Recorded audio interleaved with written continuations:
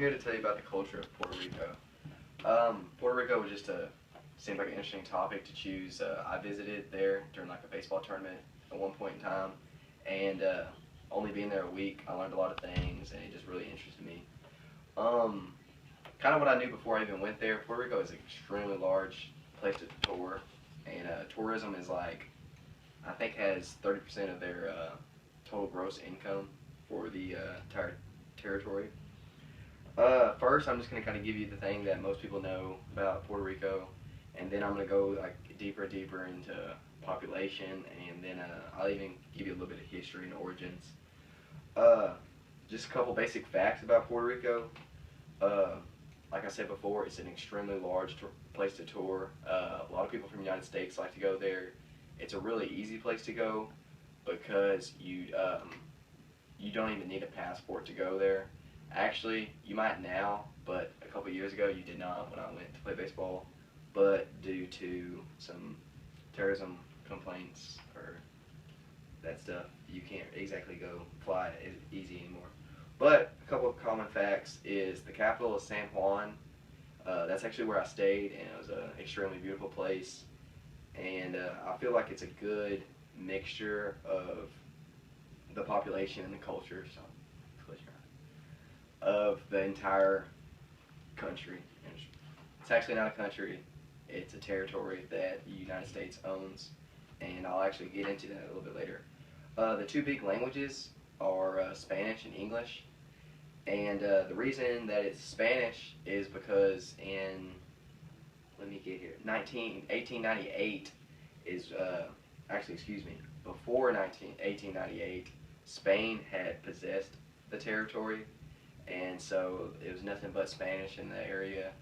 But during 1898 is during a war, the U.S. decided that it was a good island to use its military assets on, so it would pretty much just kicked out all the Spanish and all the leaders of the Spanish and used it.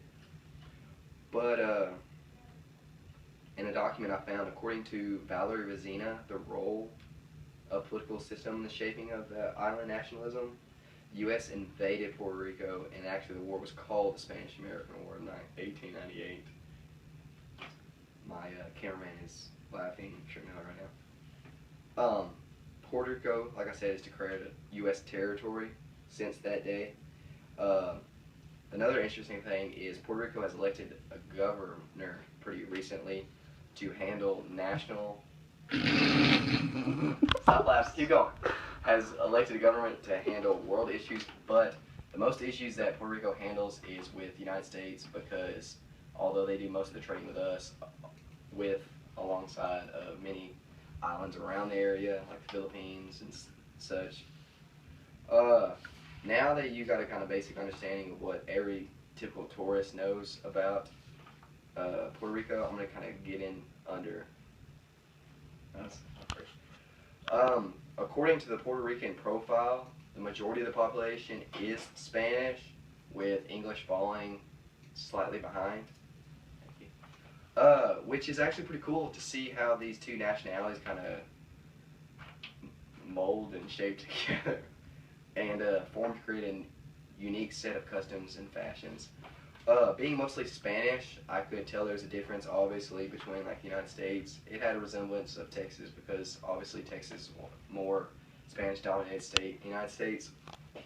But excuse me. You could kind of tell with the foods and such that it was just dominant. There was a lot of hole-in-the-wall diners of Spanish descent.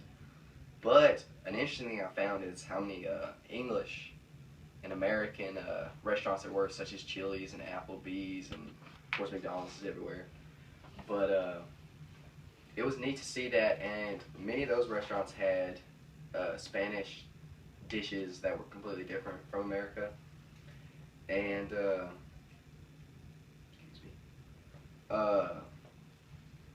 that's kind of how they shape and stuff. And I believe that the biggest reason that this American culture shift is in there is because, like I said, it's such a good place to tour, and retirement there for many Americans is actually the highest rate of any other nationality, of course, other than homemade Puerto Rican. the biggest religion in there is obvious. I mean, not obvious, but there's no surprise, Catholicism, because Spanish has always just been naturally related to that, with just Christianity falling slightly behind. Uh, there was many beautiful Catholic churches there when I went there, and I'll just move on.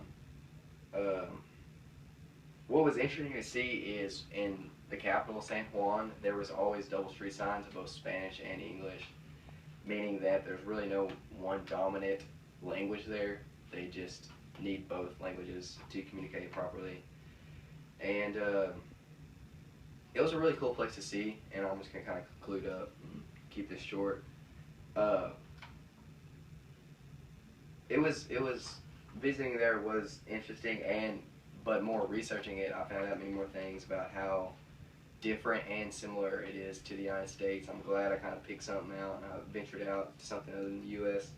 But another thing I found is how big they are on families down there. Like, their uncles would always live, brothers would always live together, so you'd always have nieces and uncles living in the same household with maybe one or two grandparents. And it was cool to see how family orientated they are. And pretty much you know as much as I know about Puerto Rico now, and I hope next time someone brings up the name by any chance, you kind of like it a little bit, and maybe you'll get to visit it sometime.